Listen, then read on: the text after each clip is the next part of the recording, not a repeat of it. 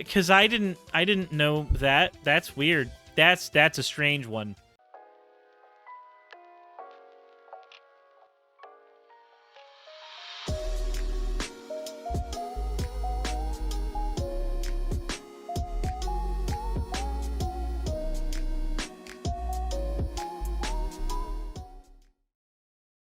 Guys, did you know that evidence of aliens was in the Bible and then was removed? I guess we'll get into that, though. But first, the fan art section. This one is from The Mind Canary. Cropped Sweater Surus.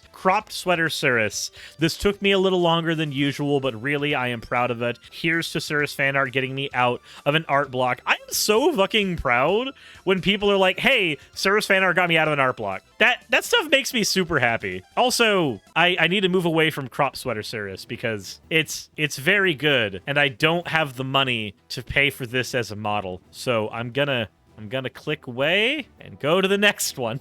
This one is from Jet Fatigue. I've been thinking about this for over a week and finally had the spoons to do it. Gonna put it on my Tumblr and Twitter as well if you don't mind. Well, Jet, it is your artwork. You can always put it wherever you want. But I love Evangelion, so seeing Plugsuit Surus next to a Slime Cat version of Unit 001 with, like, I don't know why this coin is here. This, I guess it's, I mean, this is this was one of the angels in Eva. This was one of the angels in Eva, but it's turned into a coin now. Like, right here is cool. Right here is terrifying. Oh, no, I know it's an angel, Red Joker. I know it is. I've watched through Eva many times. I love it to death. I like Plugsuit Surus. Plugsuit Surus is good. Plugsuit Surus is precious. Get in the robot, Surus. As always, thank you all for your fan art submissions. If you want your fan art to be shown in a future video, the best way to do so is to drop it in the fan art section of the Discord. And with that said, let's go ahead and get right into the topic at hand after you hit the subscribe button and the bell notification icon. In the Bible, Enoch. Okay. The book of Enoch. These beings came from heaven to earth. And then they have names. They taught human beings how to technology, how to make weapons, how to even make beer and all this other crazy stuff. Wait, is that actually true? Hold on, I feel like maybe that's wrong. I don't think the Book of Enoch talks about aliens coming down to Earth and teaching people about technology. Hold on. Who the flippity flack fuck is this guy? Good question. So, the Book of Enoch contains material about the origins of demons and Nephilim, why some angels fell from heaven, an explanation of why the Genesis flood was morally necessary, and exposition on the 1,000-year reign of the Messiah. But I don't really know if it says that that angels are aliens and they came down to the world to give humans Promethean knowledge. That one feels maybe like a bit of a stretch. And then they took Enoch on a trip to the Earth's atmosphere and beyond, and he saw the Earth and the shape of the planet as a sphere, and how he saw that he was living on a giant ball, and then brought him back. Yeah, this is all in the Book of Enoch. The only Bible. Okay, so the Book of Enoch consists of 5 different sections. The Book of the Watchers, the Book of the Similitudes of Enoch, the Astronomical Book, the Book of Dreams, and then the Epistle of Enoch. The first book of Enoch deals with Nephilim, the giants, the flood, that shit. That's all the Book of Enoch. The second Book of Enoch is all about the end times, so closer to Revelation. He's talking right now about the third book, I think, which describes the stars, sun, and moon. It's described by one of the angels in the story, and it provides a type of calendar for people to go by. Now, the calendar that the Book of Enoch suggests is not the calendar we use today. It's very contradictory with the lunar calendar of Judaism, but it was at least a thing that was provided there. The fourth book is a vision of the history of Israel. Talks about the flood again, talks about the Exodus from Egypt, talks about the first and second temples, all of that, and leading into the Messianic era. That's the fourth book. The final Book of Enoch describes the history of the world and the future, as well as teachings for the next generation. It also tells you what makes somebody righteous and what makes somebody a sinner. And here's the thing. I like how the title of this says that there's alien evidence removed from the Bible. Problem, though, is that the Book of Enoch was never in the Bible to begin with. So when we're talking about the Bible, we are talking about a series of books that were brought together at the Council of Nicaea, and the things that are considered canon were determined then, and the things that weren't considered canon were determined later. This is a lot like when a bunch of anime nerds get together and decide which Dragon Ball Z movies can actually fit into the Dragon Ball timeline versus which ones can't. It's the same thing. It's the exact same thing. And if you disagree with me, I'm sorry, you're wrong. You're 100% wrong. There's no really grounded reason as to why the Book of Enoch was not included in biblical canon, but to say that it was removed from the Bible is to kind of ignore that the concept of the Bible did not exist before the Council of Nicaea. So to say that something was removed from the Bible means that it would have had to have been part of the Bible first, but it wasn't. This is more like draft ideas that were left out of the cutting room floor. And maybe somebody in the chat who's more versed in the Nicene Creed, who's more versed in the history of how the Bible was canonized, who's read the Book of Enoch more, and maybe somebody will have disagreements with me about this, but I feel like mechanically I'm not incorrect here. I'm fairly certain what I'm talking about is at least somewhat accurate. But let's go ahead and continue. That has the Book of Enoch in it is the Ethiopian Bible. It's the only Bible in the world that actually incorporated the Book of Enoch into their canonized text. The rest of the Bibles omitted the Book of Enoch. So the Ethiopian Bible, what is the Ethiopian Bible? Because I've never heard of that before. What is that?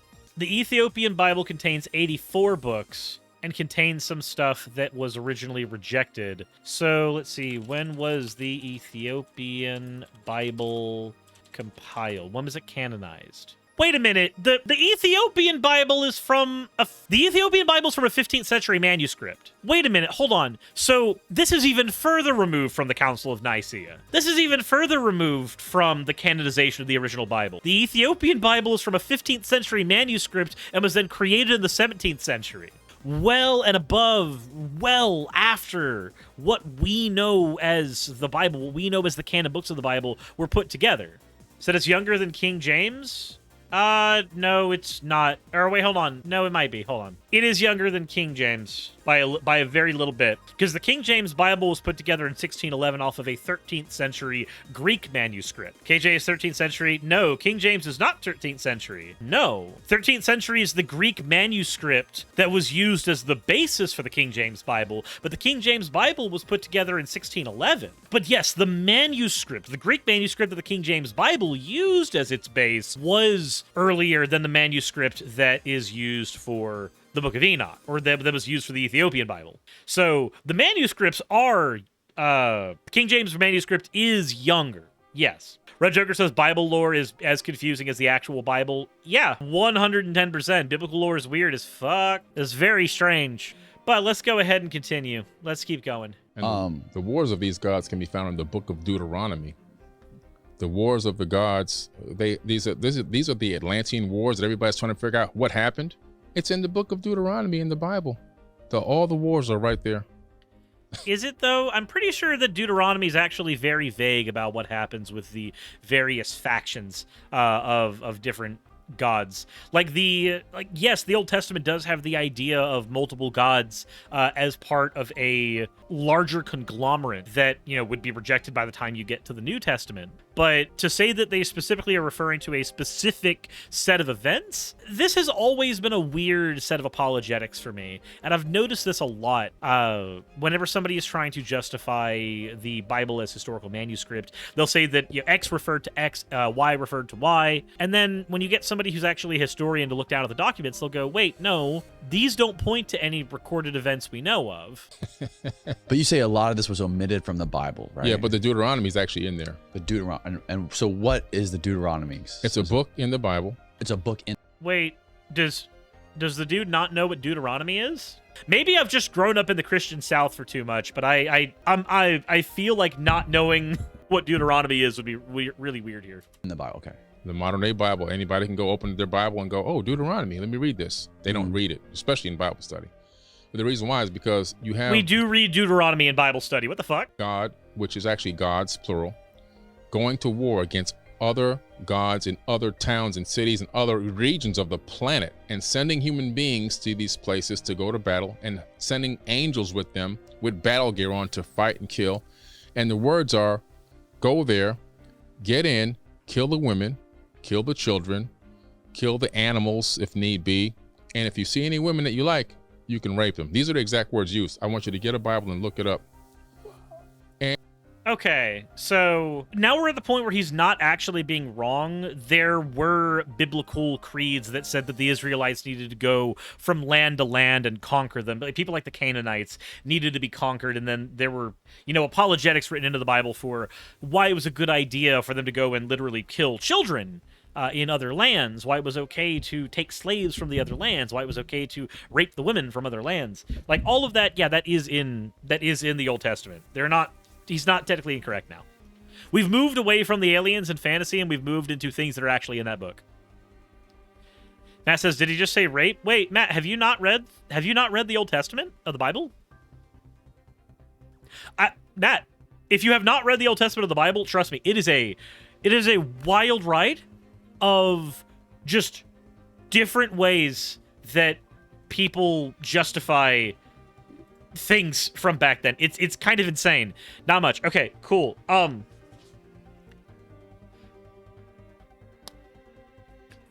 Matt, just very quick question, just a fun one for you.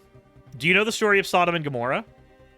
We're gonna have fun with this one for just a second, because this is one of those ones that, like, it's taught one way in Sunday school, and then it's read a different way when you read the book.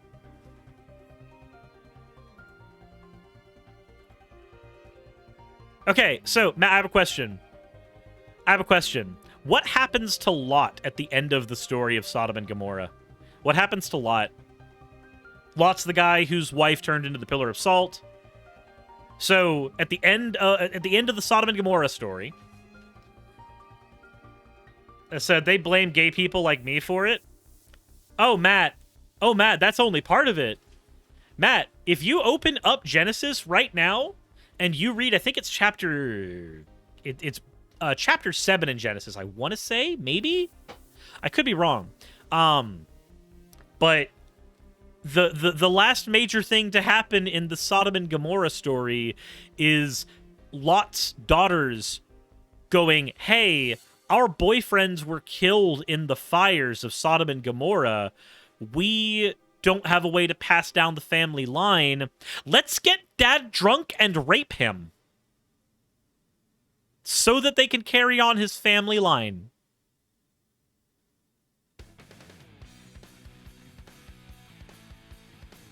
I'm not even kidding. Go ahead. Crack open your Bible. Read the story of Sodom and Gomorrah. Have fun. Have fun. If you didn't know that, now you do. Have fun with it. Remember, he was the most moral man in Sodom, which is why he deserved to get date raped by his daughters. Said fun is a strong word there. Oh, it is.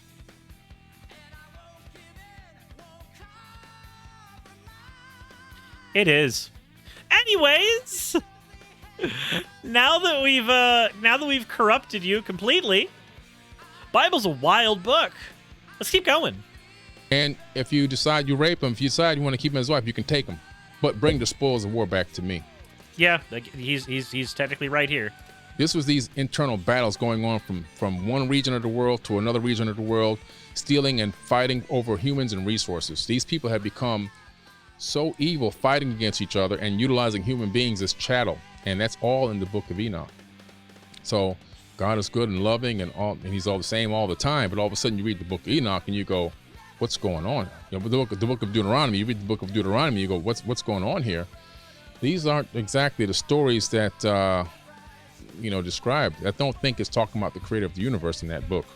Okay, so I do agree with him here, because what he might be saying when he says that, like, hey, people do or do not study Deuteronomy in Sunday school. It may be that they study omitted versions of Deuteronomy, which I know is what happened to me.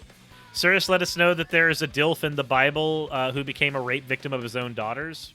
So, Okay, I want to kind of like, I want to unpack this in kind of like a linear timeline of your personal discovery of this. So you had that experience in your living room. Yeah.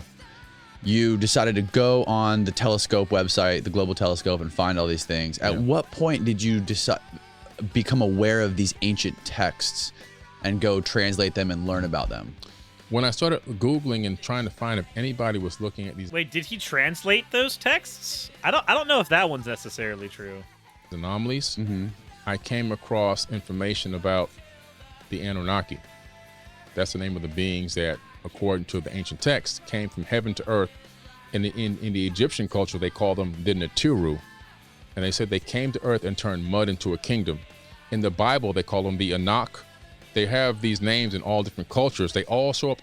So in ancient Sumerian, the Anunnaki are a group of deities for them.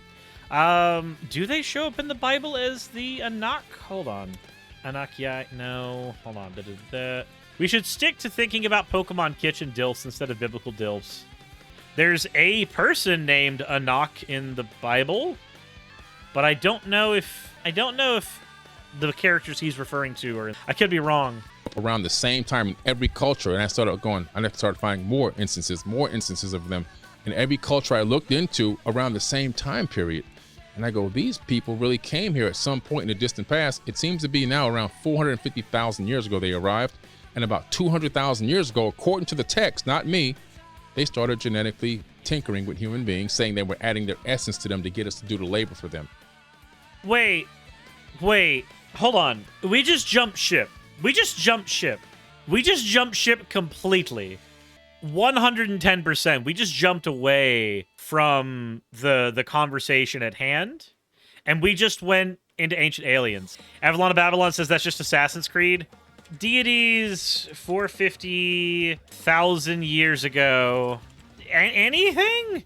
Yeah. Anankai, alien gods from Nibiru. This is just Ancient Aliens. This dude just watched an episode of Ancient Aliens. That's all this is. He just watched an episode of Ancient Aliens and then came on to talk about it. My God, you understand that that's like ahistorical entertainment, right? Find a rabbi if you need help with translation. Only people I know who learn Ancient Hebrew. So according to him, a bunch of different books say that 450,000 years ago, a bunch of deities came down. Ignoring the fact that most ancient texts do not have like solid chronologies like that. We didn't actually have human beings writing text down 450,000 years ago. We didn't. Like, hold on. The first written language shows up around 3400 BC. The first written language shows up not even 6,000 years ago. And that was cuneiform script of Mesopotamia. So to say that, oh, they were writing about this stuff happening to them 200,000 years ago, 450,000 years ago, that completely flies in the face of when we know writing took place for human beings. Now, we also know that human beings are very creative people. We write our own lores all the time. I mean, seriously, go to Twitter and look at VTuber lore. Holy shit. Half of you are gods that decided to come down and play video games for a living, and I don't know why. I don't know why that was better than, being up in the heavens and getting all the angel lists you wanted, but entertaining a whole bunch of dweebs on the internet, that's probably better, I guess. We're very creative people. We can come up with some strange-ass lore for ourselves. We've always been able to do so. So if you want to say that, like, hey, there's these writings that date back 450,000 years ago, 200,000 years ago, you're going to have to bring something for that, because that flies in the face of when we know that earlier writings, like earliest languages, were even conceived. So around 200,000 years ago, they started tinkering with us, and there's a famous cylinder scroll and with some text at the British Museum with Isis, the goddess Isis, who was one of the original Sumerian pantheon, not Egyptian, Sumerian. Okay. And she's holding up a baby, and she says, the first Adamu, which means first man, my hands have created it. And she claims to have taken this baby to term for 10 months in her own womb to create the more modern version of Homo sapien sapien. Okay, so the modern version of Homo sapien sapien didn't happen because of the splitting of chromosome 2, which is a thing we do know. It happened because an old god said that it was going to happen. As evidenced by blank. What is, in your description, what was the Anunnaki? The Anunnaki, well, the term itself means those who came from heaven to earth. And these Anunnaki are beings that came from outside of earth to earth, from many different places, potentially. Just like if you were to travel to Mars, right, and you met a Martian, they say, where you from? You say, I'm an Earthling. You wouldn't say I'm from Tampa. Right. So it's the same thing. It's a generalized term. And so, but these Anunnaki, these are the original Atlantean people. They created an Atlantean civilization. How do I know this? The tablets, the Emerald Tablets of Thoth, which is my first book, is about the Emerald Tablets. It's a bestseller right now. It's #1 out of 3 million books on Amazon. Wow. Okay. So he wrote about this, and okay, so it's somebody who's got a fan fiction about the world, Billy Carson, and he wants people to buy his book. That's what it is. That's what it is. Does this count as a plug? Yeah. Maybe go download Star Trek Fleet Command with the link that you can find by hitting the exclamation mark star thing in Twitch. That there. We've done the plug, and now that we've realized what's actually going on, now that we know, we're gonna watch the last minute and see what he says more. We're gonna see what he says.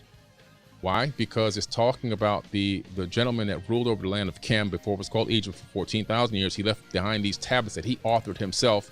He didn't have a scribe write them. Back in the day, it was typical. If you were considered a god, you would have a scribe write your work. He wrote them himself. He talks about the Great Flood. He talks about civilization declining and having to be brought back to a higher level. He talks about all this stuff in the Emerald Tablets. And he covers Rebellious Gamer, thank you so from much A for your to subscription. B. He talks about having technology in the Emerald Tablets. He has a ship that doesn't sail in the ocean. It flies into the sky until the earth disappears, until he gets to the place appointed, and then it descends from the sky back down to the land. This is 36,000-year-old text. And what's interesting about this text, 36,000-year-old text. Oldest known text. 36,000-year-old text. And yet the world's oldest literature is widely accepted to be the Sumerian instructions of Shirapak, which date back to 2600 BC, with the oldest writings known to man being in 3400 BC, period. Leon Sable, thank you for gifting a tier 1 sub.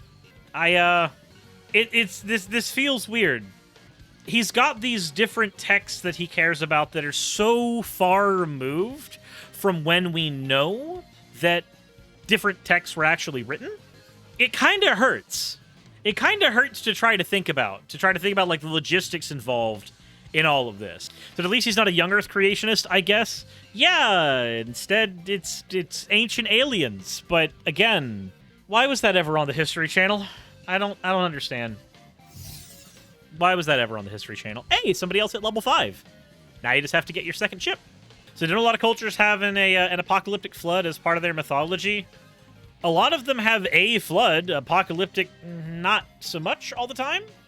But there are a lot of cultures with a flood mythos, because floods are a thing that happen when you have to be located near water in order to survive. Struggle says some of the old players from the last Star Trek sponsorship are still playing. We're on server 80 and our alliance is... Jesus Christ. I'm tired. It's brain hurty. Like, is it harmful knowledge? Is it potentially, like, dangerous to believe those things? I don't know if I'd say it's dangerous.